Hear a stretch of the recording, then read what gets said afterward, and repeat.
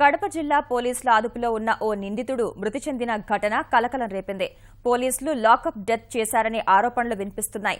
చిత్తూరు జిల్లా పుత్తూరుకు చెందిన ప్రసాద్ రెడ్డి, ఉదయ్ కుమార్లు ఎర్రచందన దుంగల స్మగ్లింగ్ కేసులో కడప జిల్లా ఎర్రగుంట్లలో బుధవారం రోజున అరెస్ట్ చేశారు. ప్రసాద్ రెడ్డిపై పలు ప్రాంతాల్లో ఎర్రచందనం దుంగలు, నకిలీ నోట్ల కేసులున్నాయి.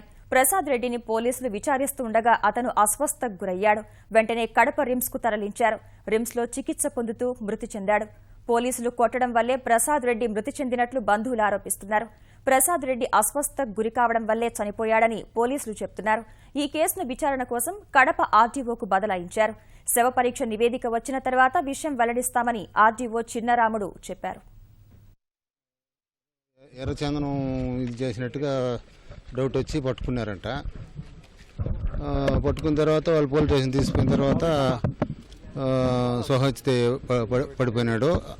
ఇది మరి హాస్పిటల్కి తీసుకోవాలని వాడు ప్రైవేట్ హాస్పిటల్ చూపిస్తే ఇది ఇక్కడ కాదు రిమ్స్కి తీసుకుపోమన్నారంట. ఇక్కడ తీసుకొచ్చి డాక్టర్ ట్రీట్మెంట్ చేయడానికి చనిపోయిందని చెప్తా ఉన్నారు వాళ్ళు. అది మాకు ఆ ముక్కులంతా రక్తం వచ్చి ఉండదు. అది వాళ్ళు ఏమైనా పోలీసు వాళ్ళు ఏమైనా కొట్టిన దాని వాళ్ళు ఏమైనా చనిపోయినాడా ఏమని డౌట్గా ఉండదు సార్.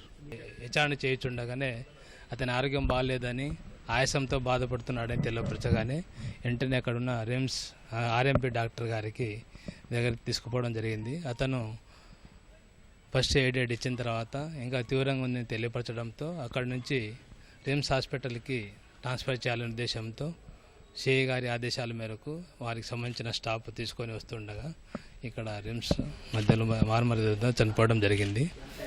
వాటికి సంబంధించి మాకు ఎఫ్ఐఆర్ ఇవ్వడంతో శవాన్ని కూడా మీ అందరి సమక్షంలోనే చూడడం జరిగింది. ఎలాంటి గాయాలు లేవు.